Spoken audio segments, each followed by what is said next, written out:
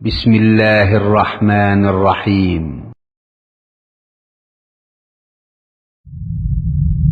مكتب التعاون للدعوة والإرشاد وتوعية الجاليات بالدمام.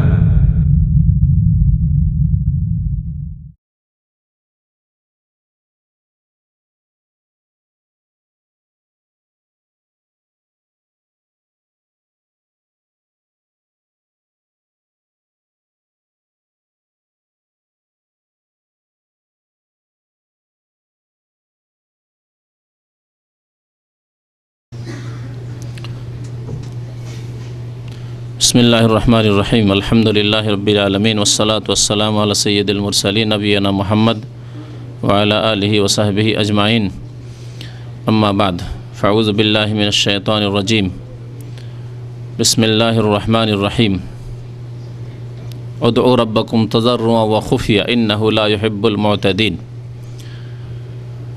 মহান আল্লাহর সমস্ত প্রশংসা যে আল্লাহ পাক রব্বুল আলামিন আমাদেরকে সৃষ্টি করেছেন এবং আমাদেরকে তার ইবাদত বন্দেগীর আদেশ প্রদান করেছেন। দরুদ ও সালাম নাজিল হোক প্রিয় নবী মুহাম্মদ সাল্লাল্লাহু আলাইহি সাল্লামের উপর, যিনি আমাদেরকে সঠিক রাস্তা দেখিয়েছেন। আল্লাহুম্মা সাল্লি আলাইহি আল্লাহুম্মা বারিক আলাইহি। আজকে আমাদের যে সব নতুন ভাইরা আসছেন তাদের জন্য বিশেষ করে একটি এমন আলোচনা রাখব যেটি প্রত্যেক দিন কয়েকবার করে আমাদের প্রয়োজন।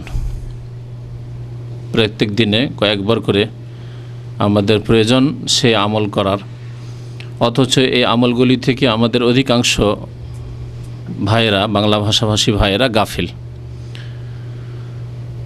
আর যারা একটু পুরাতন, হয়তো যারা নিয়মিত এখানে ক্লাসে আছেন, যদিও জানেন, তারপরেও জানার পরে অনেকের গাফিলতি থাকতে পারে। সুতরাং তাদেরও স্মরণ করিয়ে দেওয়া হবে এই বিষয়গুলি বা এই আমলগুলি। তা হচ্ছে জিকির আজকার। জিকির আজকার, জিকির সম্পর্কে আমাদের দেশে বিদাতি ধারণা তো আছে, কিন্তু সুন্নতি ধারণা নেই। জিকির বলতে আমাদের ব্রেন চলে যায় ওই বিদাতিদের জিকির দিকে। বিদাতিদের জিকিরের দিকে আমাদের ব্রেন চলে যায়, আমাদের মনে চলে আসে ওই সব জিকির আজকার। যে জিকির মানে ওই সব জিকির যেগুলি পীরেরা শিখিয়েছে, ওজিফার কিতাবে আছে, প্রচলিত ওজিফার কিতাবে। আর সেসব জিকির খানকাহে করা হয় অথবা পীরের মুরিদ হয়ে করা হয়। এসব জিকির আজকার হচ্ছে জিকির আজকার, অথচ এগুলি সবগুলি হচ্ছে বিদাতি জিকির আজকার। পীরদের দেওয়া জিকির আজকার, খানকাহি জিকির আজকার, সুফিবাদের জিকির আজকার, ওজিফার কিতাব, যে প্রচলিত ওজিফার কিতাব, সেসব কিতাবের জিকির আজকার, এই সবগুলি হচ্ছে বিদাতি জিকির আজকার। তাহলে কি জিকির নেই? হ্যাঁ, জিকির আছে। এদের এই সব জিকির আজকার বিদাতি জিকির, এর মানে এই না যে জিকির নেই। কোরআনে কারীম আল্লাহ পাক জিকিরের কথা বলেছেন, রাসূলুল্লাহ সাল্লাল্লাহু আলাইহি ওয়াসাল্লাম হাদিসে জিকির আজকার কথা বলেছেন, এবং জিকিরগুলি কেমন হইতে হবে তাও শিখিয়েছেন। সুতরাং আমাদেরকে সুন্নতি জিকির আজকার করতে অভ্যস্ত হইতে হবে এবং সুন্নতি জিকির আজকারের প্রচার করতে হবে, তাবলীগ করতে হবে, মানুষকে পৌঁছাতে হবে। জিকির আজকারের ক্ষেত্রে আসল হচ্ছে মনে মনে জিকির করা, চিৎকার করে চিল্লে নয়, আওয়াজ করে নয়। এটি হচ্ছে আসল জিকির আজকারের হুকুম। তবে যেখানে নবী করিম সাল্লাল্লাহু আলাইহি ওয়াসাল্লাম ব্যতিক্রম হুকুম দিয়েছেন, যদি উচ্চ স্বরে কোনো জিকির আজকার পড়া থাকে তাহলে সেটি উচ্চ স্বরে, আর না হলে আসল হচ্ছে জিকির আজকারের আস্তে আস্তে মনে মনে জবান নড়িয়ে জিকির আজকার করা, উচ্চ স্বরে চিল্লে নয়। যেমন আল্লাহ পাক ইরশাদ করেছেন সূরা আরাফে, উদউ রাব্বাকুম তাদাররুআন ওয়া খুফিয়া, তোমরা তোমাদের রবকে ডাকো তাদাররুআন বিনয়ী হয়ে, ওয়া খুফিয়া এবং আস্তে আস্তে, লুকায়িত। তাহলে বোঝা গেল লা ইলাহা ইল্লাল্লাহ, লা ইলাহা ইল্লাল্লাহ, লা ইলাহা ইল্লাল্লাহ। যদিও এই জিকির আজকার যদি মানে আনুষ্ঠানিকভাবে না হয়, একা একা করেন, সম্মিলিত নয়, সুন্নতি জিকির আজকার, কিন্তু তারপরেও চিল্লে নয়, চিল্লে নয়। সুবহানাল্লাহ সুবহানাল্লাহ সুবহানাল্লাহ, আস্তাগফিরুল্লাহ আস্তাগফিরুল্লাহ আস্তাগফিরুল্লাহ, এগুলো সব জিকির আজকার, সুন্নতি জিকির আজকার। সম্মিলিত নয়, অনুষ্ঠানে নয়, মাহফিলে একসাথে এক আওয়াজে সুর করে নয়, কারণ এগুলি হলে বিদাত হয়ে যাবে, আবার বিদাতের রূপ ধারণ করবে, যা আমাদের দেশে হচ্ছে। ওয়াজ মাহফিলে জিকির আজকার সম্মিলিত, দুরুদ পড়া সম্মিলিত, এই জন্য বিদাত। না হলে শরীয়তে দুরুদ পড়ার বড় ফজিলত রয়েছে, জিকির আজকার বড় ফজিলত রয়েছে, কিন্তু এইভাবে ওয়াজ মাহফিলে একসাথে নয়। তো জিকির আজকার আস্তে আস্তে করার কথা আল্লাহ বলছেন, ওয়া খুফিয়া, আস্তে আস্তে, মনে মনে। তাহলে কেমন করে পড়বেন? সুবহানাল্লাহ সুবহানাল্লাহ সুবহানাল্লাহ সুবহানাল্লাহ। একটু হয়তো প্রকাশ হচ্ছে যে আলহামদুলিল্লাহ পড়ছেন না সুবহানাল্লাহ, পাশের লোক বুঝতে পারছে, কিন্তু না যে গোটা রুমের, গোটা মসজিদের লোক শুনতে পাবে, অথবা গোটা বাড়ির লোক। শুধু বাড়ির লোক না, আমি এক গ্রামে কোনো এককালে, প্রায় 1983-84 ঘটনা বলছি, এক রাত কাটিয়েছিলাম। তো বেরেলুবি গ্রাম, তো ওই গ্রামে এক মহিলা বুড়ি জিকির করতো, খুব মশহুর ছিল ওই গ্রামে। তো রাত্রে সবাই শুয়ে যাওয়ার পরে 1-2টোর পরে যে জিকির তার শুরু হইলো, 7-8 বাড়ি 10 বাড়ি দূর থেকে শোনা যাচ্ছে, লা ইলাহা ইল্লাল্লাহ লা ইলাহা ইল্লাল্লাহ, এইরকম জিকির, ইল্লাল্লাহ ইল্লাল্লাহ, এই জিকির। আওয়ামী লীগ বিএনপির স্লোগান, ইনকিলাব জিন্দাবাদ জিন্দাবাদ জিন্দাবাদ, এই জিকির ওদের। তো এই জিকির ইসলামে নেই। উদউ রাব্বাকুম তাদাররুআন ওয়া খুফিয়া, বিনয়ী হয়ে এবং খুফিয়া, লুকায়িত, গোপনীয়। নবী করিম সাল্লাল্লাহু আলাইহি ওয়াসাল্লাম জিকির আজকার আসতে হইতো, এবং কখনো কখনো বোঝা যেত, এক একটা শব্দ প্রকাশ পেয়ে যেত, যার দ্বারা বোঝা যেত সুবহানাল্লাহ। তাহলে সুবহান শুনতে পেলেন, একটু হয়তো পাশের লোক বুঝতে পারলেন সুবহানাল্লাহ পড়া হচ্ছে, আলহামদুলিল্লাহ, আল্লাহু আকবার। এই আস্তে জিকির, যা অন্যের জন্য কোনো রকমের বিরক্তির কারণ না হয়। আর এটা যদি আবার মাইকে হয়, মাইকে কোরআন তেলাওয়াত, কোরআন খানি ছবি না পড়া আছে না দেশে, কোরআন তেলাওয়াত জিকির, ছবি না, সারা রাত কোরআন পড়েছে, কাউকে ঘুমাইতে দেবো না গ্রামের, পড়বি পড়বি, না হলে সোজা হ্যাঁ শুনবি, সব সুন্নতি তরিকা নয়। তো এটি হচ্ছে জিকিরের শরীয়তি বিধান আমভাবে। তবে খাস ক্ষেত্র আছে যেখানে উচ্চ স্বরে নবী করিম সাল্লাল্লাহু আলাইহি ওয়াসাল্লাম জিকির করেছেন, যেখানে করেছেন সেখানে আপনি উচ্চ স্বরে জিকির আজকার করতে পারেন। সেটা হচ্ছে তালবিয়ার জিকির আজকার, লাব্বাইক, ঠিক আছে, ওটা হজে গেল। নামাজের সালাম ফেরার পরের জিকির আজকারগুলি নবী করিম সাল্লাল্লাহু আলাইহি ওয়াসাল্লাম, সাহাবাই কেরামরা উচ্চ স্বরে পড়তেন। অত্যন্ত গুরুত্বপূর্ণ বিষয়। দিনে কয়েকবার করে 5 বার ফরজ নামাজ, এই 5 বার 5 ওয়াক্ত ফরজ নামাজের পরে সালাম ফিরে জিকির আজকারগুলি, যতগুলি হাদিস আছে, মন গড়া নাই, খেয়াল খুশি নাই, কারো দেওয়া নাই, আল্লাহ পাকের দেওয়া এবং রাসূলুল্লাহ সাল্লাল্লাহু আলাইহি সাল্লামের বাতলানো, এই জিকির আজকারগুলি উচ্চ স্বরে পড়া হচ্ছে সুন্নাত। সহিহ বুখারী, সহিহ মুসলিমের রিওয়ায়াত রয়েছে, আন্না রাফআস সাউতি বিযিকরি কানা আলা আহদি রাসূলিল্লাহ সাল্লাল্লাহু আলাইহি ওয়াসাল্লাম বাদাল মাকতুবাহ। আব্দুল্লাহ বিন আব্বাস রাদিয়াল্লাহু তাআলা আনহু বর্ণনা করছেন যে উচ্চ স্বরে জিকির করা, রাফউস সাউত, রাফা মানে উঁচা করা, আর খাফাজা মানে নিচে করা। তো রাফউস সাউত, আওয়াজকে উঁচা করা, মানে উচ্চ স্বরে করা, কি বিজিকরে। তাহলে জিকির উচ্চ স্বরে করা, জিকির উঁচা আওয়াজে করা, কানা আলা আহদি রাসূলিল্লাহ সাল্লাল্লাহু আলাইহি ওয়াসাল্লাম, রাসূলুল্লাহ সাল্লাল্লাহু আলাইহি ওয়াসাল্লামের জামানায় ছিল। এই সুন্নত হচ্ছে নবী করিম সাল্লাল্লাহু আলাইহি ওয়াসাল্লামের স্বর্ণ যুগের সুন্নত, যেই যুগ হচ্ছে আমাদের জন্য আদর্শ যুগ। উসওয়া হাসানা, লাকাদ কানা লাকুম ফি রাসূলিল্লাহি উসওয়াতুন হাসানা, তোমাদের জন্য রাসূলুল্লাহ সাল্লাল্লাহু আলাইহি ওয়াসাল্লামের মধ্যে রয়েছে উত্তম আদর্শ। বাদাল মাকতুবা, কখন? যখন তখন না, আবার বাদাল মাকতুবা, ফরজ নামাজের পরে। দেখলেন শর্তগুলি। তাহলে নবী সাল্লাল্লাহু আলাইহি ওয়াসাল্লামের জামানায় উচ্চ স্বরে জিকির ছিল, খানকাহি জিকির নয়। নামাজ হয়ে গেছে, আর মসজিদে বসে, অন্ধকারে বসে বসে, মাগরিব এশার মাঝখানে আমাদের দেশের বেশি মসজিদে জিকির চলতে থাকে। হু হু, হাক হু, আল্লাহ আল্লাহ, বিভিন্ন রকমের জিকির চলতে থাকে, এক এক তরিকার এক এক রকমের জিকির, এবং এক এক স্তরের লোকের এক এক রকমের জিকির, স্তরও আছে ওদের। এইসব বিদাত, উচ্চ স্বরেও নেই আর এইরকম অসম্পূর্ণ বা সম্মিলিত বা এই ধরনের জিকিরগুলি নেই। তো ফরজ নামাজের পরের জিকির, উচ্চ স্বরে জিকির করা রাসূলুল্লাহ সাল্লাল্লাহু আলাইহি ওয়াসাল্লামের জামানায় ছিল বাদাল মাকতুবা, ফরজ নামাজের পরে। তাহলে একে বলা হয় খাস।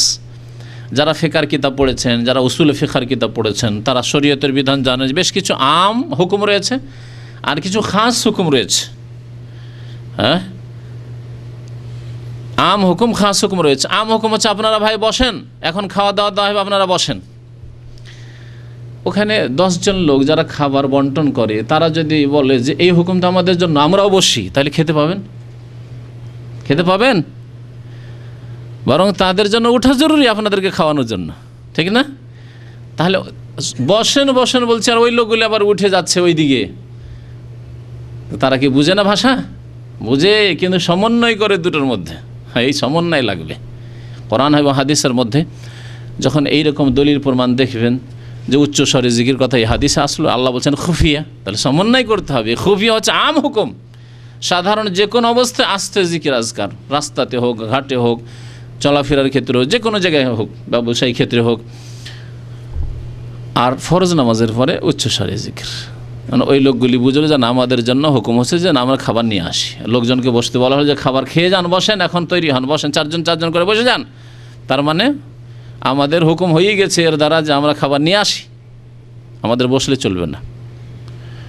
আমার খাস। তো জিকির আজকারের মধ্যে বেশ কিছু জিকির আজকার রয়েছে। সুন্নতি জিকির আজকার, সুন্নতি জিকির আজকারের সবচাইতে গুরুত্বপূর্ণ যে জিকির আজকারগুলি, সেগুলি হচ্ছে এক নম্বর হচ্ছে ফরজ নামাজের পরে জিকির আজকার, আজকার বাদা সলাওয়াত আল খামস, 5 ওয়াক্ত ফরজ নামাজের পরে, ফরজ নামাজের পরে জিকির আজকার। এগুলো জিকির আজকার, এবং এই ক্ষেত্রে হচ্ছে জিকির আজকারের ক্ষেত্র, মোনাজাতের ক্ষেত্র নয়। মোনাজাত শুরু করলেন না, আর মোনাজাত হবে না এই মসজিদে, সেই জন্য সালাম ফেরার পরে দাঁড়িয়ে একবার সুন্নাত শুরু করলেন, ওইটাও না। দুটোই সুন্নতের খেলাফ কাজ। সুন্নত হচ্ছে এখানে বসে বেশ কিছু জিকির আজকার করা, যা আপনাদেরকে জিজ্ঞাসা করব, পুরাতনদের জিজ্ঞাসা করব। যদি আপনারা অনুমতি দেন তো নাম ধরে জিজ্ঞাসা করেন, ভাই অমুক বলেন। যদি ওতে মান সম্মানের ব্যাপার পারলেন, না হলে একটু মানহানি কিছু হইল। আর যদি মনে করেন না আমাদের হয়তো মান সম্মানের ব্যাপার আছে, আমভাবে জিজ্ঞাসা করেন, যে জবাব দিবে হাত উঠাবে, কোনটা ভালো হবে? নাম ধরে হ্যাঁ, নাম ধরার দরকার আছে অনেক ভাই বলছে। তো যাই হোক, মান সম্মান রেখেই দিব না হয় আপনাদের, লুকাই তোই থাক আপনার মাঝে আর আল্লাহর মাঝে থাক, যে আসলে সুন্দর করে মুখস্থ রাখেন আর জিকির আজকার করেন না পুরাতন ভাইদের। আর নতুন ভাইদের জিজ্ঞাসা করেন, নতুন ভাইদেরকে শেখাবো আজকে। আর পুরাতন ভাই যারা গাফিল আছে, তাদের গাফিলতি যাতে দূর হয়, যারা পড়েন না গাফিলতি করে অথচ জানেন যে এই জিকির আজকারগুলি সুন্নত, গুরুত্বপূর্ণ সুন্নত, পড়েন না, গাফিলতি দূর হবে। আর যেসব ভাইরা পড়েন কিন্তু হয়তো ভুল টুল রয়েছে, আর সেগুলি সংশোধন হবে। ফরজ নামাজের পরে জিকির আজকার হচ্ছে একটি অত্যন্ত গুরুত্বপূর্ণ জিকির আজকারের ক্ষেত্র। 2 নম্বর হচ্ছে আজকারুন নওম, ঘুমাবার পূর্বে, শোয়ার পূর্বে জিকির আজকার। বেশ কিছু জিকির আজকার রয়েছে, এগুলি হচ্ছে সুন্নতি জিকির আজকার। ওই জিকির, দোয়া, সূরা কিছু অংশ, এগুলি পড়ে শোয়া, এগুলি হচ্ছে জিকির আজকার। আজকারুন নওম বলে হাদিসের কিতাবে, ফিকহের কিতাবে প্রসিদ্ধ। আর এক জিকির আজকার রয়েছে আজকারুস সাবাহে ওয়াল মাসা, সকাল সন্ধ্যার জিকির। সকালবেলা যখন উঠলেন ফজর নামাজ পড়ার পরে, ভালো, ফজর নামাজ পড়িনি তারপরে। আর সন্ধ্যাবেলা জিকির, সন্ধ্যাবেলার জিকির কখন পড়তে হবে এই সম্পর্কে ওলামাদের একটু দ্বিমত আছে, তবে সবটাই চলবে। কিছু ওলামার বলছেন সন্ধ্যা মানে আসর পর থেকে সন্ধ্যা, কারণ আরবি ভাষায় আশি বলা হয় বৈকালবেলাকে, মাগরিব হওয়া জরুরি নয়। তাহলে আসর পর থেকে মাগরিবের মধ্যেই পড়ে নিতে পারেন এই জিকির আজকারগুলি, যেটা অনেকেই জানে না কিন্তু এই মশলা জানেন অনেক ওলামাদের নিকটে, যে সন্ধ্যাবেলা মাসা হয়ে গেছে। আর কিছু ওলামারা বলছেন যে না, মাগরিবের পরে তো রাতও হয়ে যায়। হ্যাঁ, তো যাই হোক, মাগরিবের পর কেউ যদি পড়ে তবুও চলবে, আর কেউ যদি মনে করে যে আসর থেকে মাগরিবের মাঝখানে, আসরের সাথে সাথে হোক অথবা মাগরিবের আগেই হোক, যে কোনো সময় পড়ে নিল। এর জন্য যে মসজিদে বসতে হবে বা কোনো জায়গায় বসে জিকির আজকার করতে হবে জরুরি নয়। সন্ধ্যাবেলার জিকির আজকার কাজকর্ম করতে করতে, গাড়ি চালাতে চালাতে, চলতে চলতে, হাঁটতে হাঁটতেই আপনি পড়ে ফেললেন, সন্ধ্যাবেলার জিকির হয়ে গেল আপনার। কয়টি ক্ষেত্র বললাম? হ্যাঁ, কী কী? চারটি। কি? সকাল সন্ধ্যার একটি, কাছাকাছি একই রকমের জিকির আছে, যদি কিছু জিকির। সকাল সন্ধ্যার জিকির আজকার, হ্যাঁ হ্যাঁ, শোয়ার পূর্বের জিকির আজকার, আর নামাজ, ফরজ নামাজের পরের জিকির আজকার। এছাড়া যে জিকির আজকারগুলি রয়েছে বিভিন্ন ক্ষেত্রে রয়েছে। গাড়িতে চাপছেন তখনকার জিকির আজকার, বাড়িতে ঢুকছেন, বাইতুল খালায় বাথরুমে প্রবেশ করছেন, বাথরুম থেকে বেরোচ্ছেন, হ্যাঁ, এইভাবে সফর শুরু করছেন, উঁচু জায়গায় উঠছেন, নিচু জায়গায় নামছেন, এইভাবে যদি দেখেন বাজারে ঢুকছেন, মসজিদে প্রবেশ করছেন, মসজিদ থেকে বেরোচ্ছেন, দেখবেন যে জীবনের এমন কোনো ক্ষেত্র শূন্য নেই জিকির আজকার থেকে, খালি নেই, সব জায়গায় ফিল আপ হয়ে আছে, ফুল হয়ে আছে, সব জায়গায় জিকির আজকার। এর নাম হচ্ছে শরীয়তি জিকির আজকার। বিদাতি জিকির আজকার নাই, সুফিদের জিকির আজকার নয়, খানকাহি জিকির আজকার নাই, পীরের তরিকতি জিকির আজকার নাই, ইসলাম ওই সব জিকির আজকার নাই। আর এই জিকির আজকার যদি করেন তো রাসূলুল্লাহ সাল্লাল্লাহু আলাইহি সাল্লামের খাঁটি অনুসারী হতে পারবেন ইনশাআল্লাহ তাআলা। কারণ বিনা দলিলে কোনো কথা আমরা বলি না, যা কিছু বলছি চেষ্টা করছি যে কোরআন এবং হাদিস থেকেই সেগুলি হোক। কোরআন এবং হাদিসের বাইরে জেনে শুনে হবেই না ইনশাআল্লাহ তাআলা। না জেনে হতে পারে, এই জন্য যে আমরা মানুষ মাত্রে ভুল হতে পারে। তো এই জিকির আজকারগুলির একটি ক্ষেত্র আজকে শুরু করি, তা হচ্ছে ফরজ নামাজের পরে জিকির আজকার। সালাম ফিরলেন, এই জিকির আজকার শুরু করার আগে বলি যে এই ক্ষেত্রে দেখা যায় ইন্ডিয়া, বাংলাদেশ, পাকিস্তান, আফগানিস্তান, তুরস্ক, এইসব দেশে, যেসব দেশে বেশি বিদাত আছে, এসব দেশের লোককে দেখা যায় বিভিন্ন রকম ভুল করতে দেখা যায়। কি করে? এক শ্রেণীর লোক যেমন সালাম ফিরা হলো, তেমনি আমিন রব্বানা আতিনা ফিদ দুনিয়া হাসানা ওয়া ফিল আখিরাতি হাসানা ওয়া কিনা আযাবান্নার রব্বানা যালামনা আনফুসানা ওয়া ইল্লাম তাগফির লানা ওয়া তারহামনা লানাকুনান্না মিনাল খাসিরিন। শুরু করে দিল। সালাম ফিরার পরে ইমাম শুরু করল, আর আপনারা মুক্তাদিরা সব আমিন আমিন আমিন আল্লাহুম্মা আমিন, এই চলছে সম্মিলিত দোয়া, বিদআত।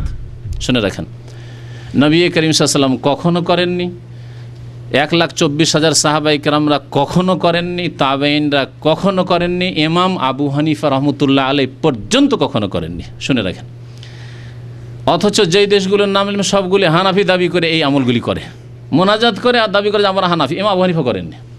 আশ্চর্য হয়ে যাবেন যে কেমন হানাফি মযহাবের নামে জালিয়াতি, আশ্চর্য জালিয়াতি। ভাই ইমাম সাহেব করলেন, আপনি কোত্থেকে আনলেন? আবার হানাফি কি করে থাকলেন আপনি? আমিন জোরে বললে আপনার মযহাব চলে যাবে, হ্যাঁ? রফায়দান করলে আপনার মযহাব চলে যাবে, সেই জন্য আপনি করছেন না সহিহ হাদিস পাওয়া সত্ত্বেও। বুকের উপর হাত বললে আপনার মযহাব চলে যাবে, সেই জন্য আপনি একবার জবর দৌড়ি আছেন, এইরকম করে উঠছেন না একটু হাত, অথচ হাদিস শুনছেন। আর ইমাম আবু হানিফা রহমাতুল্লাহ আলাইহি জিন্দেগিতে কখনো এই মোনাজাত করলেন না। তার ছাত্ররা করলেন, আবু ইউসুফ মুহাম্মদ রহমতুল্লাহ আলাইহিম আজমাইন তারা করলেন না, ইমাম শাফি করলেন না, ইমাম মালিক করলেন না, আহমদ বিন হাম্বল করলেন না। পেলেন কোথায়? আর করছেন তারপর হানফি থাকলেন কোথায়? বিচার করেন যে হানফি কী করে থাকলেন আপনি? নাই বুঝান, আমাকে বুঝিয়ে দেন। যদি বুঝিয়ে দিতে পারেন যে তারপর হানাফি থাকলাম, তো আমিও বুঝিয়ে নেব আপনার কথা। বুঝাইতে পারলে কোরআন এবং হাদিস দিয়ে। কোথা থেকে হানাফি থাকলেন অথচ ইমাম আবু হানিফা রহমতুল্লাহ করলেন? আর প্রমাণ দেন না হলে যে ইমাম আবু হানিফা রহমতুল্লাহ আলাইহি মোনাজাত করেছেন। তাহলে এই যে মোনাজাত, এই বিদাত, এই জন্য আলহামদুলিল্লাহ ধীরে ধীরে উঠে যাচ্ছে। গোঁড়ারা ছাড়ছে না, বাকি যারা একটু বোঝার চেষ্টা করছে তারা ছেড়ে দিচ্ছে। বাংলাদেশের সম্ভবত একটি কওমি মাদ্রাসা, বড় কওমি মাদ্রাসা হাটহাজারী উঠে গেছে, তাই না? উঠে গেছে, অথচ তারা দেওবন্দি হানাফি। কিন্তু যখন তাহকিক করে দেখলো যে এতদিন তো ভুলের ওপর ছিলাম, তারা ছেড়ে দিয়েছে, 10-20 বছর আগে থেকে ছেড়ে দিয়েছে। এইরকমই অন্য অন্য গোঁড়াদেরকে আল্লাহ পাক যেন হেদায়েত করেন, তাদের কোরআন হাদিস বোঝার তৌফিক দান করেন, দলিল মোতাবেক চলার তৌফিক দান করে। আমি বলছি না যে একটা নতুন কথা আসলে আর চট করে নিয়ে নেন, আলেমদেরকে বলছি না, বরং বলছি যে দলিল দেখেন তাহলে যে আমরা কি ভুলে আছি নাকি, তাহলে একটু তদন্ত করা দরকার, একটু তাহকিক করা দরকার, দেখা দরকার কোরআন হাদিসের দলিল আমাদের সাথে আছে না ওদের সাথে আছে, দেখুন। তাহলে এই সম্মিলিত মোনাজাত সে নামাজের পরেই হোক, আর ওয়াজ মাহফিলের শেষে হোক, আর মিলাদ মাহফিলের শেষেই হোক, মিলাদ মাহফিলই তো বিদাত, তো ওর শেষের মোনাজাত তো তার সাথে আরও বিদাত অতিরিক্ত। এই সম্মিলিত মোনাজাত তাহলে বিদাত নামাজের পরে। আমাদের আলোচনা যেহেতু নামাজের পরে জিকির আজকার, এক ধরনের ভুল সংশোধন করতে হবে। 2 নম্বর ভুল, যদি দেখে যে এখানে মোনাজাত হয় না, তাহলে কি করবে? যারা সুন্নতের পাবান, সালাম ফেরার সাথেই লাফিয়ে একবারে আর্মিদের মতো, আর্মি যেমন লাফায় জাম দেয়, ওই রকম লাফিয়ে উঠে সুন্নত শুরু করে দিল। কয়েক বছর আগে মক্কায় ছিলাম, মিসফালাতে, তো একটা মসজিদে সমস্ত ওই তুর্কিরা, মানে তুর্কিদের বিল্ডিং পাশে, তো তুর্কিরা সব নামাজ পড়ে, আমরা 2-4-5 জন শুধু, আমরা বিভিন্ন দেশে, আমরা যারা ওখানে দাওয়াতি কাজে হজের মৌসুমে গিয়েছি এখান থেকে, বিভিন্ন সৌদি আরব শহর থেকে, তো মসজিদে নামাজ পড়ি, তো ওদের তামাশাটা দেখতাম। যেমনই সালাম ফির আসসালামু আলাইকুম রহমতুল্লাহ, আসসালামু আলাইকুম রহমতুল্লাহ, লাফ দিয়ে উঠে সুন্নত শুরু। কারণ জানছি ইমাম তার মোনাজাত দোয়া করবে না, সুতরাং আর বসে থেকে লাভ নেই, ওই সুন্নত করে লাভ নেই। সুন্নত করলে তো আবার সুন্নতি হয়ে যাবো না, বিদাতি হইতে হবে, তাই না? লাভ দিয়ে উঠে এই সুন্নত নামাজ শুরু করে দিল। কোথায় আছে এটা যে সালাম ফেরার সাথে সাথে আপনি সুন্নত রাতে বা শুরু করে দিবেন একবারে জিকির আজকার না করে? তাহলে এটাও ভুল, 2 নম্বর ভুল। 3 নম্বর ভুল, গাফেলদের ভুল, গাফেলিন এরা। হ্যাঁ, কারা তারা? যারা বসে থাকে আর তাকায় এদিক ওদিক, লজ্জাতে বের হইতেও পারে না মসজিদ থেকে, আর জিকির আজকারও করেন না, কোনো জিকির আজকারও পড়ে না, আর বসে আছে এদিক সেদিক, খালি হইল কিনা দেখে, খালি হইল কি হইল না, খালি হইলে রাস্তা নিবে, আর লজ্জাতে কারো ওপর দিয়ে যাবে, ওইটাও করেন। একটু ভদ্র মানুষ, ভদ্র গাফিলেরা, ভদ্র গাফিল, জিকির আজকার থেকে গাফিল, আর ভদ্র মানুষের জন্য বসে থাকে মসজিদ। ভুল হলো না 3 নম্বরের ভুল। 4 নম্বরের ভুল, দ্রুত বেগে কাঁধের ওপর দিয়ে লাফ দিয়ে একবার মসজিদের বাইরে বেরোতে, সালাম ফিরা হয়ে গেছে, হ্যাঁ, মশাই কামড় দিচ্ছে মসজিদ থেকে বের হইতে হবে তাড়াতাড়ি। এইটাও ভুল, সুন্নতের খেলাফ। কয়টা ভুল হইল? সম্মিলিত মোনাজাত করা, তারপরে সাথে সাথে সুন্নত শুরু করে দেওয়া, গাফিল হয়ে জিকির আজকাল করো না কিন্তু লজ্জায় বসে থাকা চুপচাপ, আর এটা হচ্ছে দৌড় দিয়ে বেরিয়ে যাওয়া। 4টেই ভুল। 5 নম্বর হচ্ছে ওয়াসাত, মধ্যপন্থা। মোনাজাতের বিদাত করলেন না, আর এদের মতো জিকির আজকার থেকে গাফিলও থাকলেন না, বরং সুন্নতি জিকির আজকার করলেন। ইসলামের যে কোনো বিধান হচ্ছে মধ্যপন্থা, ওয়াসাত। ওয়াকাযালিকা জাআলনাকুম উম্মাতান ওয়াসাতা, আল্লাহ পাক বলছেন এইরকমই তোমাদেরকে আমি মধ্যপন্থী উম্মত জাতি বানিয়েছি। কোরআন হাদিসের মাসলা মাসাইল এই জন্য তাতে মধ্যপন্থা আছে, শিরক বিদআতেরও কোনো অবকাশ নেই, আর ঘাটতি, ফাসেকি, ত্রুটি, নাস্তিকতা এসবের কোনো স্থান নেই, ধর্মনিরপেক্ষতা এসবের কোনো স্থান নেই, ধর্মদ্রোহিতারও কোনো স্থান নেই, আর ধর্মের নামে গলু বাড়াবাড়ি করে মানুষের পূজা করবে কবর মাজারের, অথবা মানুষকে অনুকরণ করবে রাসূলুল্লাহ সাল্লাল্লাহু আলাইহি ওয়াসাল্লাম বাদ দিয়ে, তারও অবকাশ নেই। আশা করি স্পষ্ট না? এইদিকে ওইদিকে দুটো হচ্ছে ভুল রাস্তা, আর ইসলাম হচ্ছে মধ্যপন্থা, সুন্নতে রাসূলুল্লাহ সাল্লাল্লাহু আলাইহি ওয়াসাল্লাম হচ্ছে মধ্যপন্থা। তা হচ্ছে জিকির আজকার। আসুন ওই জিকির আজকারগুলি, আসসালামু আলাইকুম রহমতুল্লাহ, আসসালামু আলাইকুম রহমতুল্লাহ যখন হয়ে গেল, তারপরে কি করবেন?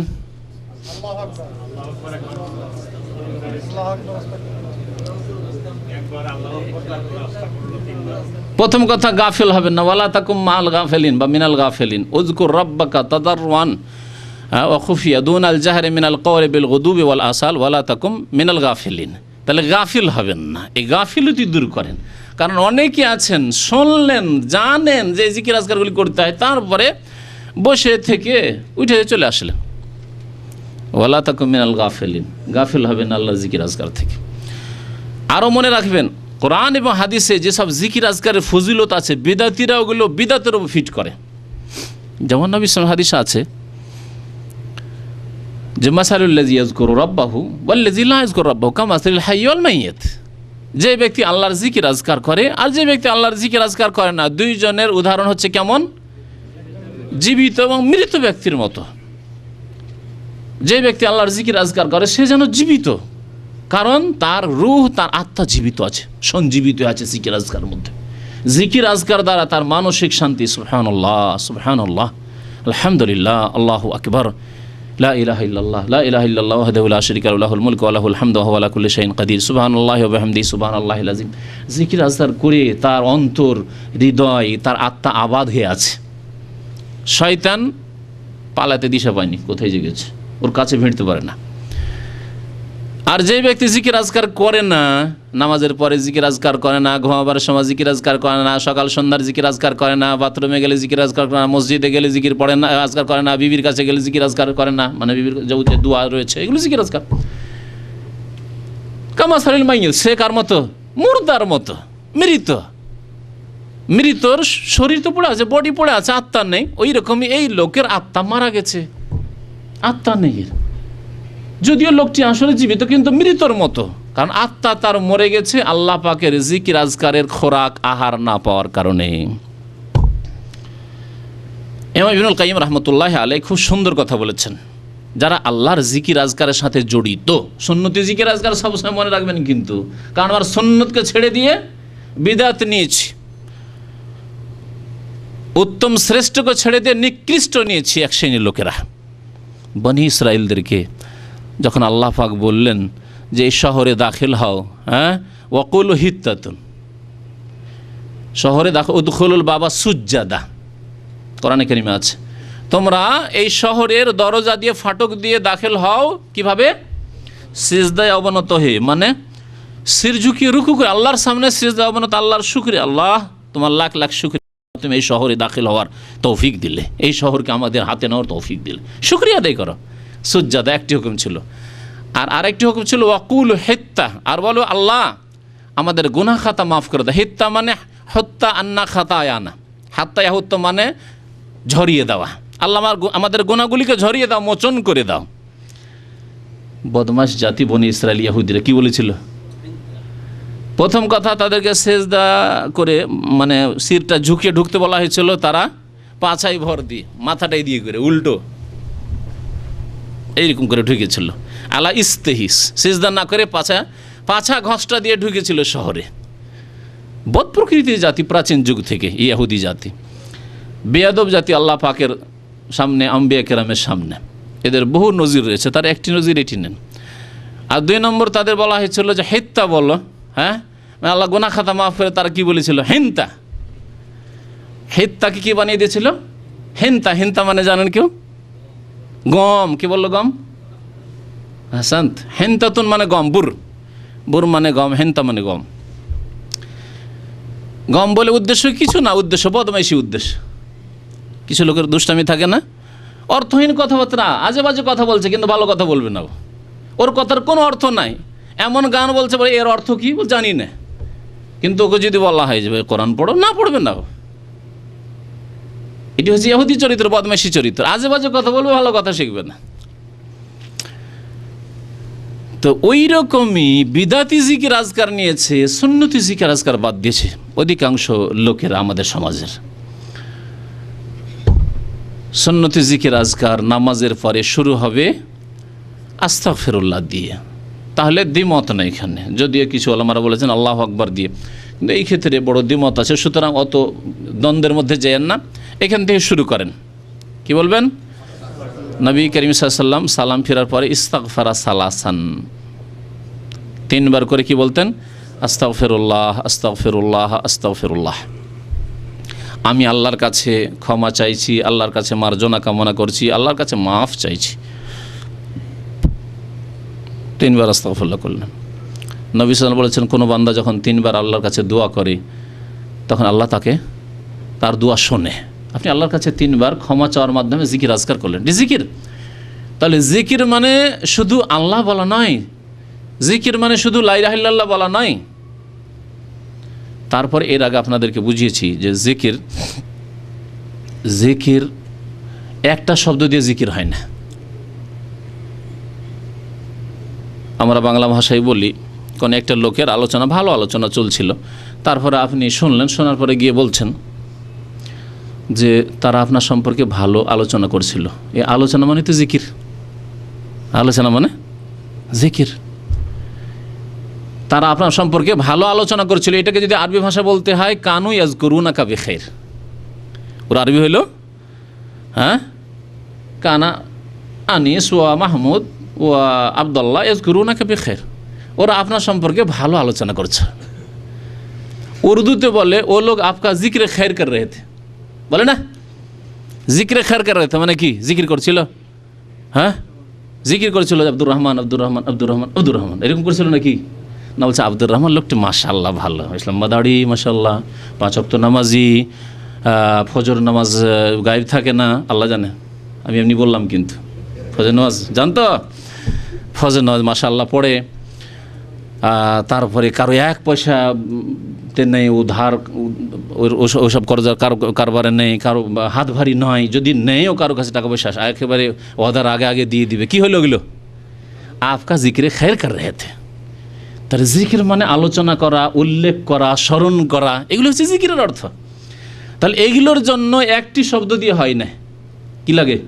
বাক্য লাগে, বাক্য লাগে। আল্লাহ পাকের জন্য উত্তম দৃষ্টান্ত, আল্লাহ পাকের জিকির আজকার একটি শব্দ দিয়ে হয় না, তার জন্য জুমলা লাগে, বাক্য লাগে। আল্লাহু আকবার লাগে, আল্লাহ সবচাইতে বড়, আলহামদুলিল্লাহ সমস্ত প্রশংসা আল্লাহর, সুবহান আল্লাহ, আল্লাহ তুমি সমস্ত ত্রুটি আইব থেকে মুক্ত, পাক ও পবিত্র, লা ইলাহা ইল্লাল্লাহ, আল্লাহ ছাড়া কেউ সত্য মাবুদ নেই, ইত্যাদি। আস্তাগফিরুল্লাহ, আল্লাহ তোমার কাছে গুনাহ খাতা মাফ চাইছি। এগুলো হলো জিকির আজকার। আল্লাহুম্মা ইন্নী আউযু বিকা মিনান নার, আল্লাহ তোমার কাছে জাহান্নাম থেকে পানা চাইছি, আল্লাহর জিকির আজকার। আল্লাহুম্মা আফতাহ লি আবওয়াবা রাহমাতিকা, মসজিদে ঢুকলেন, জিকির আজকার, আল্লাহ তোমার রহমতের দরজা আমার জন্য খুলে দাও, এটা জিকির। আল্লাহকে স্মরণ করলেন। কিন্তু আল্লাহর জিকির কেমন? যেমন 3-4টা লোক বসে যদি বলে আব্দুল খালেক আব্দুল খালেক আব্দুল খালেক আব্দুল খালেক আব্দুল খালেক আব্দুল খালেক, তো কি বলবেন? এই 3টাই পাগল হয়ে গেছে, বলবেন না? এই পাগলামি করে বিদাতি জিকিরকারীরা, অসম্পন্ন জিকির করে, আল্লাহু ইল্লাল্লাহু, সবগুলি পাগলামি জিকির, বিদাতি পাগলামির জিকির। মা আনজালাল্লাহু বিহা মিন সুলতান, এর দলিল প্রমাণ কোরআন হাদিসে নেই। সুতরাং সাবধান হয়ে যান এই বিদাতিদের রাস্তা থেকে, সাবধান হয়ে যান। আল্লাহ পাক বোঝার এবং আমল করার তৌফিক দান করুক। উত্তম বিকল্প হিত্তাতুন দিচ্ছে, হিনতাতুন বলিয়েন না ইহুদিদের মতো। হেত্তাতুন দেওয়া হচ্ছে মানে সুন্নতি জিকির আজকার দেওয়া হচ্ছে, সুন্নতি জিকির আজকার বাদ দিয়ে আবার বিদাতে যায়েন না, ওই বিদাতি ওজিফার বিদাতি জিকির পড়তে যায়েন না।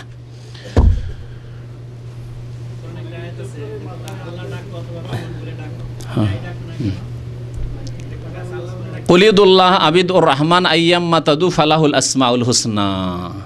হে নবী, কুলিদুল্লাহ, তোমরা আল্লাহর কাছে দোয়া করো। উদুল্লাহ, আল্লাহর কাছে দোয়া করো বা আল্লাহকে ডাকো। আল্লাহকে ডাকো মানে আল্লাহ শব্দ ডাকো, আল্লাহকে ডাকো বলা হয়েছে।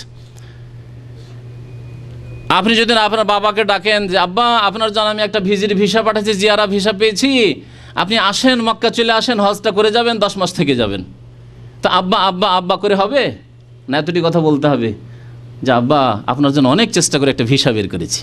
জুমলা বলতে হইলো, বাক্য বলতে হইলো। তো কুলিদুল্লাহ, তোমরা আল্লাহ বলো, আবির রহমান রহমান বলো, আল্লাহকে ডাকো অথবা রহমানকে ডাকো, মানে শব্দ নয়, আল্লাহকে ডাকো যেমনভাবে। তারপরে কোরআন কার উপর নাযিল হয়েছে? না বিদাতীদের উপর? মুহাম্মদুর রাসূলুল্লাহ সাল্লাল্লাহু আলাইহি ওয়াসাল্লাম সাইয়্যিদুল মুরসালিন, সৃষ্টি সেরা, তার উপর নাযিল হয়েছে।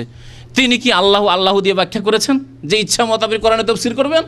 না নবী করিম সাল্লাল্লাহু আলাইহি ওয়াসাল্লামের প্র্যাকটিক্যাল তাফসীর নেবেন যে এই আয়াত তো নবীর প্রতি নাযিল হলো, তিনি আল্লাহকে রহমানকে কেমন করে ডাকলেন?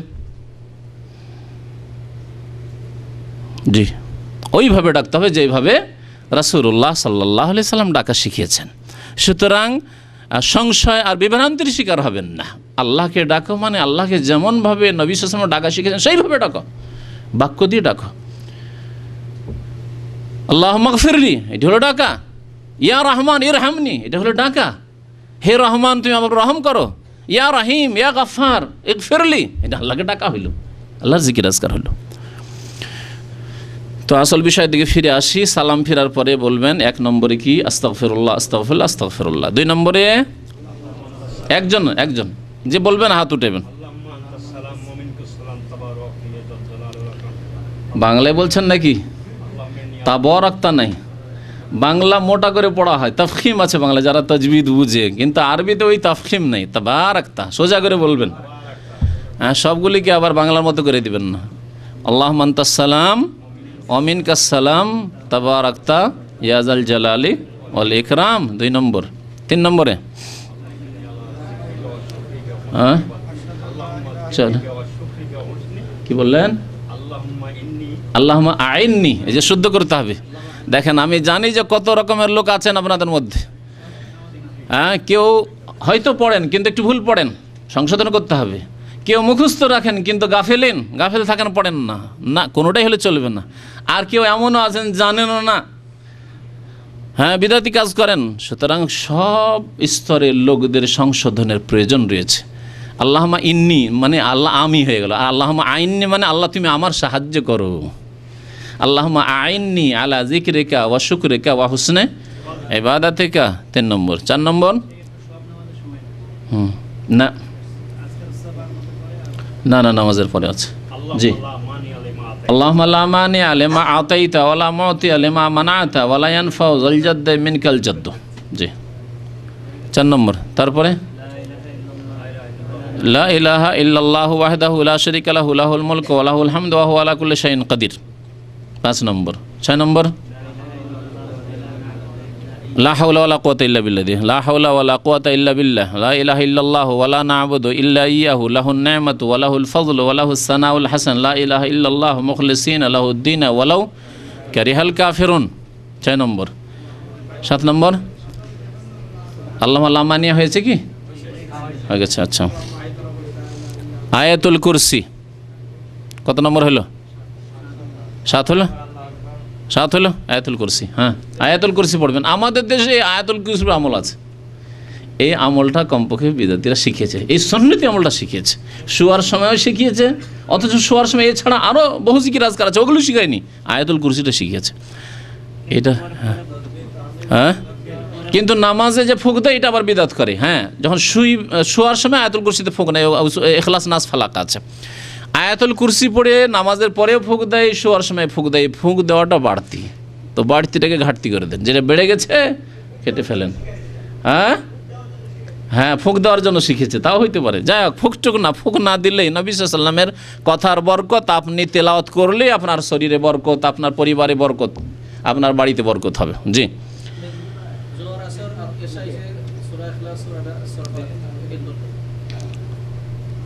কয়টা হলো? হ্যাঁ, কোনটা দিয়ে? আয়াতুল কুরসি দিয়ে। 9 নম্বরে হ্যাঁ, অসুবিধা না, আগে পরে হলে যেটা বলেছে সূরা ইখলাস নাস ফালাক।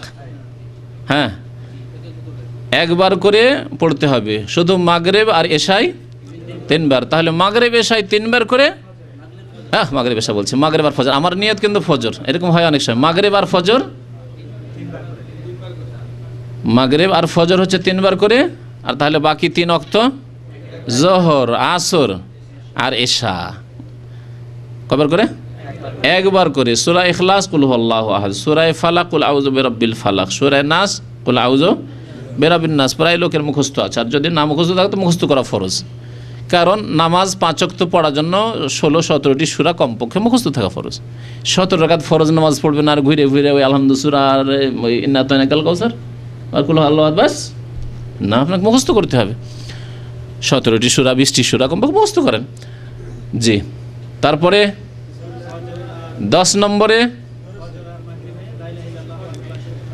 লা ইলাহা ইল্লাল্লাহু ওয়াহদাহু লা শারীকা লাহু লাহুল মুলকু ওয়া লাহুল হামদু ওয়া হুয়া আলা কুল্লি শাইইন কাদির, যেটা বলো কালিমা তাওহীদ বলা হলো, এটি ফজরে আর মাগরিবে, মাগরিব আর ফজর 10 বার করে পড়বেন নামাজের পরে, আর অন্যগুলিতে 1 বার করে, অন্য নামাজে অর্থাৎ জোহর আসর আর এশায় 1 বার করে। হ্যাঁ হলো? আচ্ছা, 100 বার সন্ধ্যাবেলা আর সকালবেলা জিকির আজকার ওটা সন্ধ্যা আর সকালের জিকির আজকারের মধ্যে আসবে। নামাজে পরে 10 বার, মাগরিব এবং ফজরের নামাজের পরে 10 বার করে। তারপরে সুবহানাল্লাহ 33 বার, আলহামদুলিল্লাহ 33 বার, আল্লাহু আকবার। আল্লাহু আকবার কতবার? কেউ বলছে 34, কেউ বলছে 33। আচ্ছা, যারা 34 বলছেন তারা হাত ওঠান। 34 হাত অল্পই উঠেছে। অল্প হাত দেখে অনেকে হাত টেনে নিয়েছে, উঠিয়ে আবার টেনে নিয়েছে।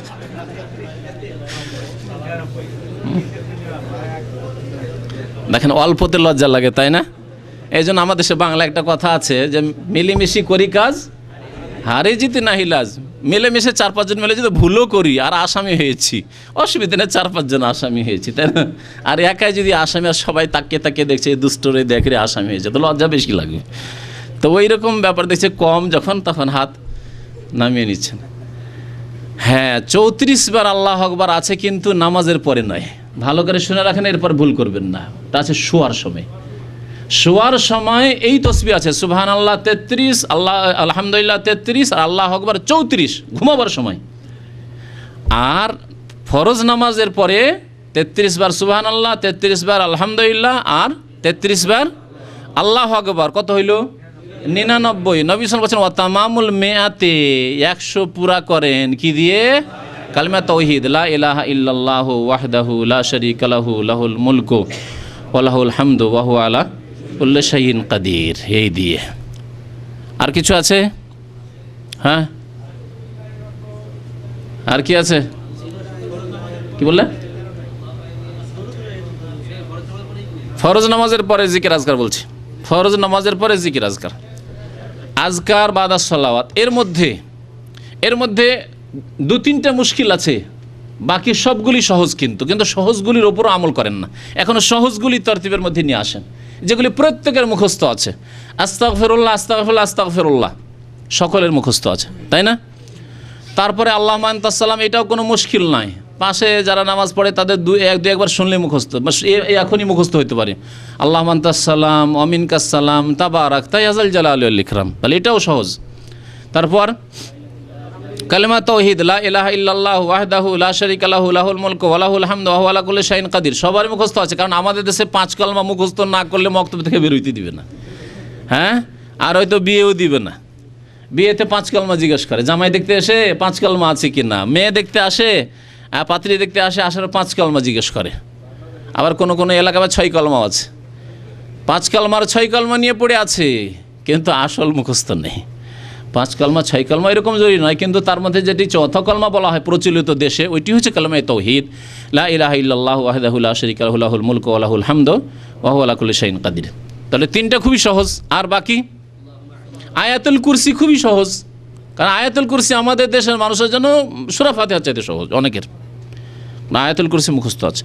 আমাদের দেশে মানে বন জঙ্গলের জিনও খুব বেশি ছিল এককালে, ওই জন্য ছোটো থেকে আমাদেরকে আয়াতুল কুরসি আগে মুখস্থ করেছে মা বাবারা। কিন্তু যে জিন থেকে বেঁচে থাকতে হবে, আর জিন থেকে বাঁচলে আয়াতুল কুরসি লাগবে অবশ্যই, তাই না? আয়াতুল কুরসি প্রায় লোকের মুখস্থ আছে। সমস্ত ফিরকার লোকের আয়াতুল কুরসি মুখস্থ আছে আমাদের দেশে, যত তরিকা আছে সবার মুখস্থ আছে। এই সুন্নতি আয়াতুল কুরসি পড়বেন। ফরজ নামাজের পর আয়াতুল কুরসি পড়লে ফজিলত জানেন? নবী করিম সাল্লাল্লাহু আলাইহি ওয়াসাল্লাম বলেছেন যে মান কারা আয়াতুল কুরসি দুবরা কুল্লি সালাতিন মাকতুবা, যেই ব্যক্তি ফরজ নামাজের পরে, প্রত্যেক দিন কিন্তু নিয়মিত ফরজ নামাজের পরে যদি নিয়মিত আয়াতুল কুরসি পড়ে, লাম ইয়ামনাহু মিন দুখুলি জান্নাত ইল্লা ইয়ামুত, তাহলে জান্নাত যেতে তার মওত ছাড়া, মৃত্যু ছাড়া আর কোনো কিছুই বাধা দিতে পারবে না। মরার আগে জান্নাত পাওয়া যাবে না, যতই সৎ লোক হন না কেন, আল্লাহওয়ালা লোক হন না কেন, কিন্তু মরলে ইনশাআল্লাহ আল্লাহ পাক জান্নাত দেবেন, কবরে জান্নাতের বিছানা বিছিয়ে দেবেন, রূহকে আল্লাহ ইল্লিনে জান্নাতের নিয়ামতে পৌঁছিয়ে দেবেন, এবং আল্লাহ পাক তারপরে হাসরের মাঠে অপদস্থ করবেন না, ফুলসেরাত অপদস্থ লাঞ্ছিত করবেন না, আর জান্নাত ইনশাআল্লাহ দেবেন যদি আয়াতুল কুরসির আমল থাকে। আচ্ছা বলে, যে ব্যক্তি আয়াতুল কুরসির ওপর নিয়মিত আমল করে সে আবার ফজর নামাজ ছাড়বে নাকি? যদি ছাড়ে তাহলে জান্নাত পাবে না। কেন? ফজর নামাজ পড়া ফরজ, আর আয়াতুল কুরসি এখানে পড়া সুন্নত। সুন্নত আদায় করে তো জান্নাত পাওয়া যাবে না। কেউ যদি খেলাধুলা স্কুলে খুব এক্সপার্ট, ভালো খেলাড়ি, কিন্তু পরীক্ষার সময় বাংলায় ফেল, ইংরেজিতে ফেল, তাহলে তাকে উঠাবে নাকি? হেডমাস্টার যে না ছেলেটার তো প্রয়োজন আছে রে, আমরা যে কোনো ম্যাচ ট্যাচ খেলাই তখন স্কুলের সুনাম নিয়ে আসে, এ না থাকলে আমরা কিন্তু খেলায় জিততে পারবো না। ওকে ক্লাসে উপরে উঠাবে? কখনো উঠাতে পারবে না, চলবে না। কারণ এর খেলা হচ্ছে নফল কাজ, আর ওর ফরজ কাজ ছিল বাংলায় পাশ করা আর ইংরেজিতে পাশ করা স্কুলে। ঠিক তেমনই ফরজ নামাজ পড়ে আয়াতুল কুরসি পড়তে হবে, তাহলে জান্নাত পাওয়া যাবে। ফরজ ওয়াজিব আদায় করে এই জিকির আজকারগুলির উপর আমল করতে হবে। আচ্ছা, আরও সহজ, কয়টা সহজ বললাম? 4টা হলো আয়াতুল কুরসি দিয়ে, আর সুবহানাল্লাহ, আলহামদুলিল্লাহ, আল্লাহু আকবার 33 বার করে। সহজ না?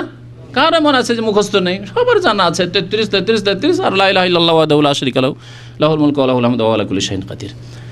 আর হ্যাঁ, আর কিছু সহজ? হ্যাঁ, সূরা ফালাক, সূরা নাস, সূরা ইখলাস। তাহলে দেখেন এতগুলি সহজ। আমাদের এক ভাই সূরা হাসর দূর থেকে বলে সূরা হাসর ফজরের নামাজে পড়ার যে হাদিস আছে হাদিস জয়ীফ। আমিও এই মতিউর রহমান বলছি যে আমিও ছাত্র জীবন আমল করতাম।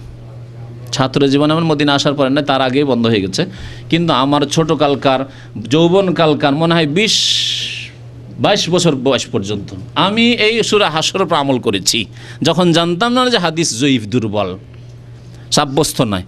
আর যখন জেনেছি যে নবী সাল্লাল্লাহু আলাইহি ওয়াসাল্লাম থেকে এটি প্রমাণিত নয়, তো আমার কাছে যতটা প্রমাণিত আছে এইটুকুই আমার জন্য যথেষ্ট।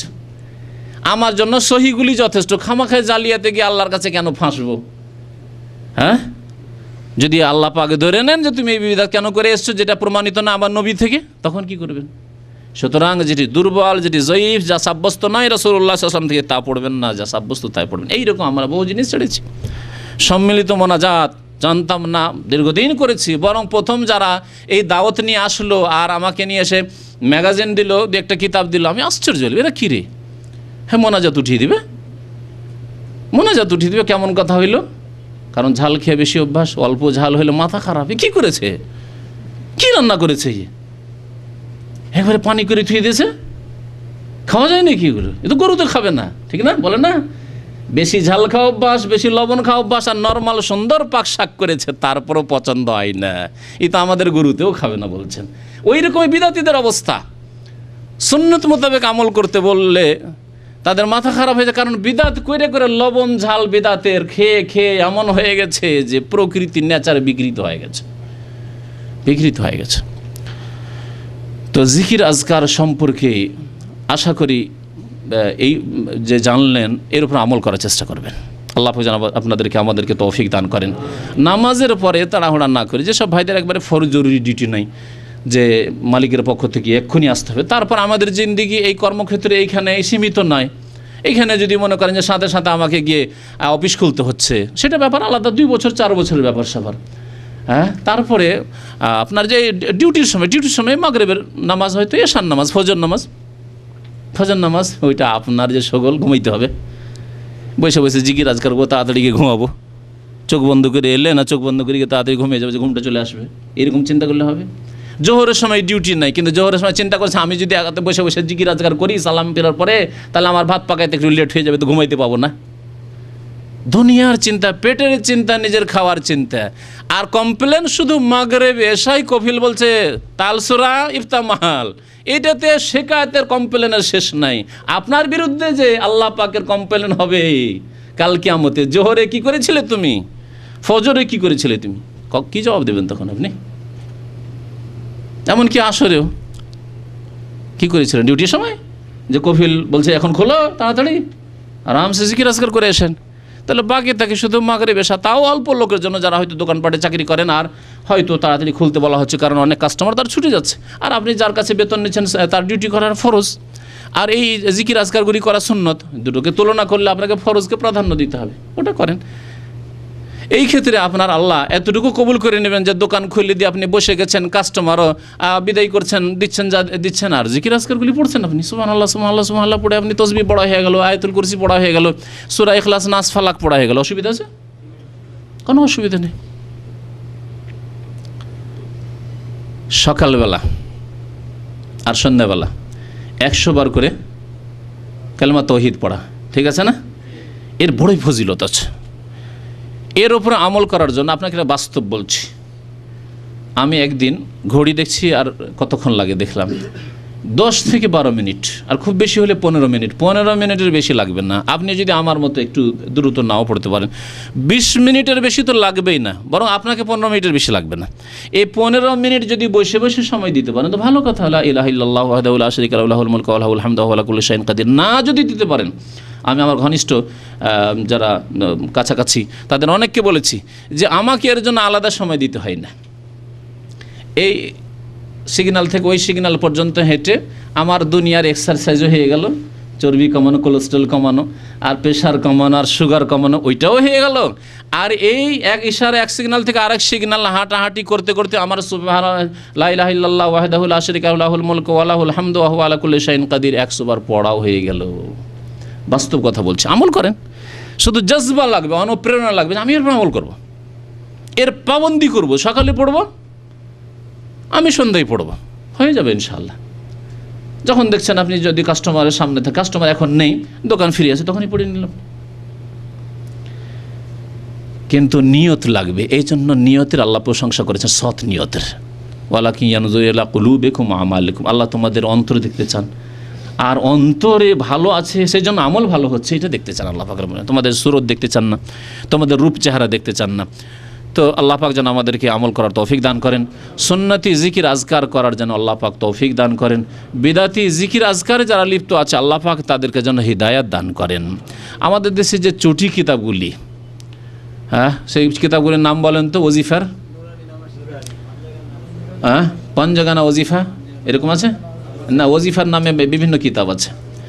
সূরা ইয়াসিন তাতে দিয়ে দিল, সূরা মুলক আছে, কয়টা সূরা আছে, সূরা ওয়াকিয়া আছে, আর তার সাথে আহদনামা, হ্যাঁ, আর তারপরে দুআয়ে গঞ্জুল আরশ, আর যতগুলি বিদাতি দুরুদ, দুরুদে তাজ, দুরুদে লাকি, দুরুদে মাহি, দুরুদে তোনাজ্জিনা, হ্যাঁ হ্যাঁ, দুরুদে হাজারি, এইসব দিয়ে ওজিফা, এগুলি ওজিফা সবগুলি শুরু থেকে শেষ পর্যন্ত ওই কোরআনের সূরাটি বাদ দিয়ে, কোরআনের সূরাটি বাদ দিয়ে বাকি যতগুলি জিকির আজকার আছে সবগুলি বিদাতি জিকির আজকার। তারপরে কোরআনের সূরাও সম্পর্কে যে সূরা ওয়াকিয়া পড়লে কেউ গরিব থাকবে না, কোথায় আছে?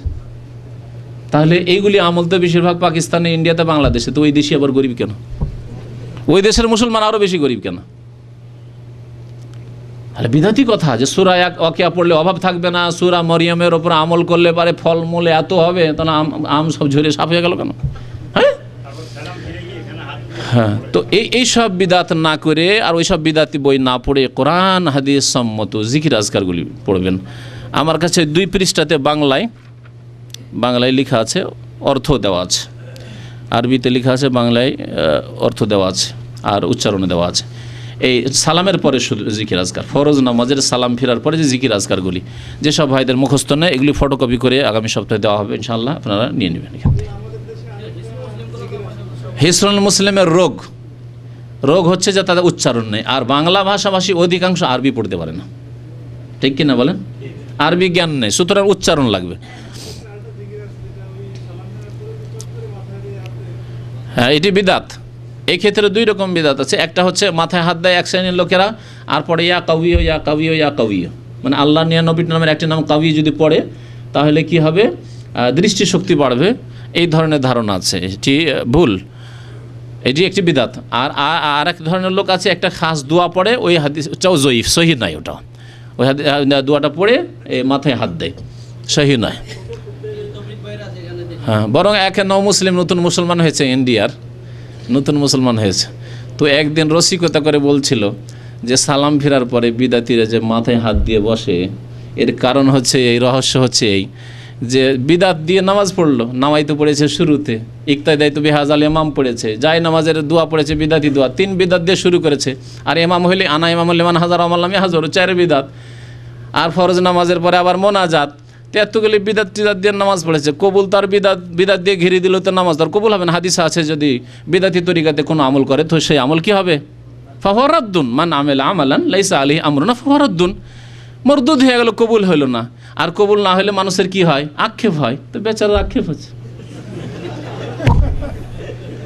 নামাজও পড়লাম কবুলও হইল না, কারণ নামাই তো পড়েছি, কবুল হবে না। তো এমনি ওয়াজাহ তো পড়েছি, কবুল হবে না। আমার নামাজের বক্তব্য এগুলো। আবার নতুন ভাইয়েরা থাকলে ভাববেন আশ্চর্য, আর ইন্নি ওয়াজাহাতু কেমন কথা, আমরা তো যাই নামাজ পড়ি। এই 3টি বিদাত, ইমামের আনা ইমাম লেমান হাজার আমল হাজার এই পড়া বিদাত, আর মুক্তাদির আনা ইক্তাদাইতু বিহাজাল ইমামই পড়া বিদাত, এগুলি বিদাত। সুতরাং এইসব বিদাত করবেন না, সুন্নত মোতাবেক নামাজ পড়বেন, না হলে কবুল হবে না, যেমন নবী করিম সাল্লাল্লাহু আলাইহি ওয়াসাল্লাম বলেছেন। জি হ্যাঁ, কোনটা? সৈয়দুল ইস্তিগফার। সৈয়দুল ইস্তিগফার সন্ধ্যাবেলা সকালবেলা পড়তে পারে, সন্ধ্যাবেলা সকালবেলা জি পড়বেন, আর এমনি যে কোনো সময় পড়বেন আমভাবে, কিন্তু ফরজ নামাজের পরে জিকির আজকার মধ্যে নেই। জি লা ইউসাদ্দাউনা আনহা ওয়া লা ইউনজাফুন পড়ে মাথায় হাত দেয়, তাহলে মাথার ব্যথা হবে না। এই কেন সোদা মানে মাথার ব্যথা, এক বিদাত। আমাদের এই ফরিদ ভাই আল্লাহ পাক হেদায়েত করেছে, ওর সামনে বলছি, কারণ অনেকে ভাবে যে আমি যখন বলি যে অনেক লোক আল্লাহ পাক হেদায়েত করেছে, ভাবে যে হয়তো এগুলো কিচ্ছা কাহিনী, না কিচ্ছা কাহিনী না। এই ভাই কয় বছর আগে এসেছিলেন? 5 বছর হচ্ছে। 5 বছর আগে এইখানে দাঁড়িয়েছে, ঠিক এই জায়গায়। আমি বলছি বলেন তো আল্লাহ কোথায়? বলছে কলুবুল মুমিন আরশুর রহমান। একবারে এইরকম করে একবারে জাদুরের কলুবুল মুমিন আরশুর রহমান, মানে আল্লাহর আরশ কোথায় আছে? এই মুমিনের কলবে কলবে। তো কতটি আরশ এখানে, কতটি আরশ, আরশের শেষ নেই, মানে আল্লাহ কলবে কলবে আছে। তো কতটি আল্লাহ? আমাদের সাইফুদ্দিন ভাই বলে যতটি কল্লা ততটি আল্লাহ, এতটি কল্লা আছে ততটি আল্লাহ। তাহলে মুশরিক, তাহলে যদি এই আকীদা কেউ রাখে আল্লাহ আল্লাহ কলবে কলবে আছে, আজ এক আল্লাহ কলবে কলবে আছে, তো বাইরেও আছে, তাহলে কলবেও আছে আর বাইরেও আছে, তাহলে আল্লাহ সর্বত্র বিরাজমান, এটি আরেক কুফরি। তাহলে পেশাব পায়খানা ভালো মন্দ জায়গা সব কিছুতে আছে, এমনকি আপনার বিবির মধ্যে আল্লাহ আছে, তাহলে কী করে মিলন করছেন? আউযুবিল্লাহ, তো অন্যায় কাজ করছেন আপনি। হ্যাঁ, চরম বিয়াদবি, ছোঁয়াই যাবে না, ঠিক না? কারণ আল্লাহ, তারপরে যদি সব কিছুতে আল্লাহ বিরাজমান হয়, তাহলে সব কিছুকে সেজদা করলে আল্লাহকে সেজদা করা হইল। কত দূর পৌঁছে যায় ওয়াহাদাতুল উজুদের আকিদা আর হুলুলের এই কুফরি আকিদাগুলি। হোসেন মানসুর হাল্লাজের হুলুলের আকিদা আর ইবনে আরবির কুফরি ওয়াহাদাতুল উজুদের আকিদা মানুষকে কত দূর পর্যন্ত পৌঁছে দেয়। সব কিছুর অস্তিত্ব এক, সব জায়গায় যদি আল্লাহ পাক বিরাজমান হন, তাহলে সব কিছুকে সেজদা করলে আল্লাহকে সেজদা করা হইল। কারণ সর্বত্র বিরাজমান, আমি সব আমার স্ত্রীকে সেজদা করছি, আমি আল্লাহকে সেজদা করছি, কারণ ওর মধ্যে আল্লাহ আছে। মুসলমান থাকবে? এই আকিদা তো হিন্দুদেরও নাই।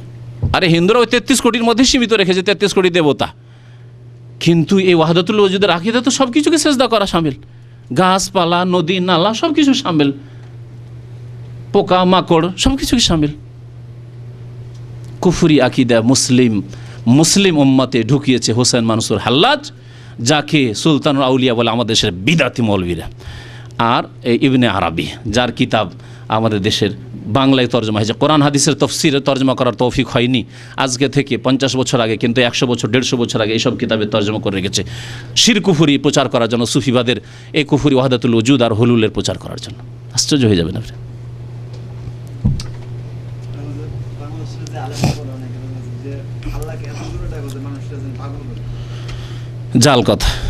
জাল কথা। চরমনাইয়ের বক্তব্যে আমি ওই হাদিসের কথা বয়ান করেছি, বলছি হাদিস সহিহ নয়।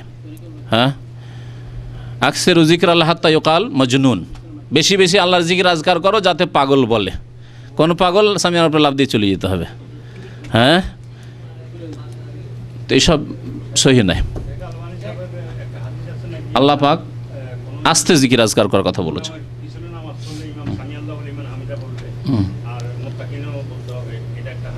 মুক্তাদি আল্লাহু আ'লাম, মুক্তাদি রব্বানা ওয়া লাকাল হামদ বলবে, মুক্তাদি রব্বানা ওয়া লাকাল হামদ বলবে। জি হ্যাঁ, নামাজের তকবীরের পরে যদি পড়েন তো ঠিক আছে। বললাম যে আমি নামাজের আলোচনাগুলি করেছি মাস 2 আগে, মঙ্গলবারের অনুষ্ঠানে আলোচনা হয়েছে রাত্রে, তাতে 2টি বক্তব্যে বলেছি যে কখন পড়তে হবে ইন্নী ওয়াজহাতু। সুবহানাকা না পড়ে, মানে সানা না পড়ে যদি পড়েন ইন্নী আল্লাহু আকবার ইন্নী ওয়াজহাতু ওয়াজহিয়া লিল্লাযী ফাতারাস সামাওয়াতি, তাহলে সুন্নাত। কিন্তু তকবীরে তাহরিমার আগে যদি পড়েন তো এটি বিদাত, কারণ ক্ষেত্র ভুল করে দিলেন আপনি।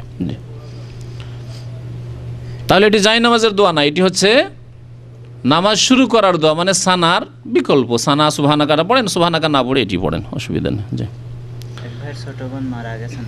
এক ভাই বলছেন যে তার ছোট বোন মারা গেছেন, দোয়া চেয়েছেন আপনাদের কাছে। আর যেসব ভাইরা ইন্তেকাল করেছে আল্লাহ পাক তাদের যেন রুহের মাগফিরাত করে, গুনাহ খাতা মাফ করে দেয়। যারা অসুস্থ রয়েছেন আল্লাহ পাক তাদেরকে যেন সুস্থ করেন। এক ভাই বলছেন যে রাসূলুল্লাহ সাল্লাল্লাহু আলাইহি ওয়াসাল্লামের ইন্তেকালের কত বছর পরে সম্মিলিত মুনাজাত চালু হয়? সম্মিলিত মোনাজাত ভারত উপমহাদেশে চালু হয়েছে, আর আরবদের দুই একটা কান্ট্রিতে ছিল, আলহামদুলিল্লাহ ওগুলো থেকে উঠে গেছে। এই মোনাজাত ইমাম ইবনে তাইমিয়া রহমতুল্লাহ আলাইহি যেহেতু এর উপরে বিস্তারিত আলোচনা করে বিদাত বলেছেন, আর তার যুগ হচ্ছে নবম শতাব্দী, সুতরাং বলা যেতে পারে যে কতদিন হইতে পারে, 8-6-14, তাই না? কমপক্ষে 700-800 বছর তার বয়স। এই সম্মিলিত মোনাজাতের বিদাতের বয়স 700-800 বছর। আর ইমাম আবু হানিফা রহমতুল্লাহ আলাইহির জামানা হচ্ছে 80 হিজরি থেকে 150 হিজরি, প্রায় 1200 বছর আগে। তো ইমাম আবু হানিফা, শাফি, মালিক, আহমদ তাদের যুগে ছিল না। আইম্মাই কেরামদের যুগে, যারা আমাদের অনুসরণীয় বলা যেতে পারে, তাদের যুগে ছিল না, তাদের যুগে ছিল না। পরবর্তীকালে বহু বিদাত যখন চালু হয়েছে, মিলাদের বিদাত, আর শবে বরাতে হালুয়া রুটির বিদাত, আর কবর মাজার পূজার বিদাত, আর সুফিবাদের পীর মুরিদির বিদাত, তাসাউফের বিদাত, এসব যখন শুরু হয়েছে, তার মধ্যে এই মোনাজাতের বিদাতও শুরু হয়েছে পরবর্তীতে। বলা যেতে পারে 800 বছর হইতে পারে, খুব বেশি হলে 700 থেকে 800 বছর হবে, আল্লাহু আলাম।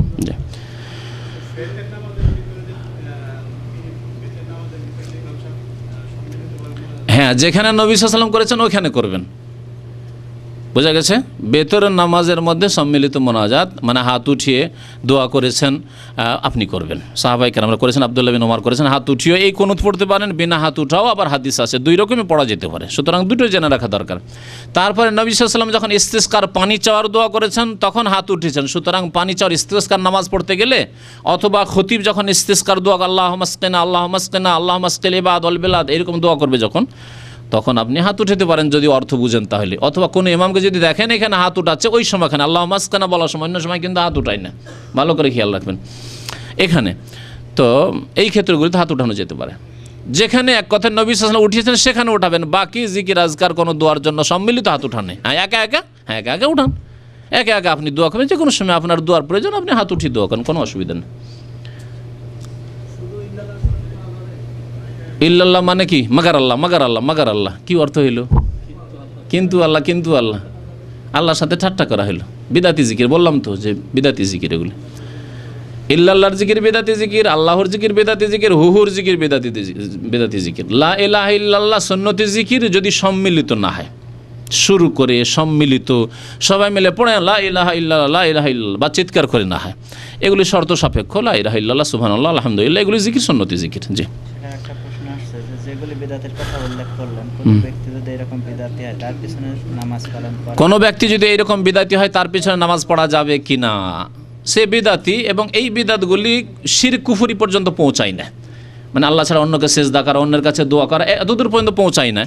সুতরাং যদি আপনার আশেপাশে অন্য সুন্নতের অনুসারী মসজিদ না থাকে বা ইমাম না থাকে, তাহলে ওই মসজিদে আপনি জামাতে নামাজ পড়বেন। যেগুলি বিদাত শিরক কুফরি পর্যন্ত পৌঁছায় না, সেগুলি হচ্ছে ফাসেকি কাজ, আর ফাসেকের পিছনে নামাজ পড়া জায়েজ। হ্যাঁ, একজন লোক জুয়া খেলছে, নামাজ পড়া জায়েজ। একজন লোক ধূমপান করছে, তার পিছনে নামাজ পড়া জায়েজ। ওই রকমই একজন লোক মিলাদ করছে বা আল্লাহর জিকির করছে, আল্লাহর জিকির করছে, তার পিছনে নামাজ পড়া জায়েজ, কিন্তু তাকে দেখতে হবে যে সে তো আবার আটরসি যায় না, মাছ ভান্ডারি যায় না, আবার ওই শাহজালাল ওরসে তো যায় না, এগুলো দেখতে হবে, কারণ ওগুলো গেলে আবার বড় শিরক। সুতরাং ওই ইমামের আরও কিছু ব্যাপার স্যাপার আছে যেগুলি বড় শিরক, সুতরাং তার পিছনে নামাজ পড়া জায়েজ নয়। জি, আর যদি আপনার কাছে স্পষ্ট না হয়, দেখছেন যে বাহ্যিক লোকটি মুসলিম আর কোনো শিরক দেখতে পায় না, তাহলে আসল হচ্ছে সে মুসলিম। খতিয়ে খোঁজ খবর নিতেই হবে, সব ডিটেলস জরুরি নাই, কিন্তু যেই দিন জানতে পারবেন যে এ তো ওরসে যায়, চাদর চড়িয়ে আসে কবরে, তাহলে সে মুশরিক, তার পিছনে নামাজ পড়া জায়েজ নয়।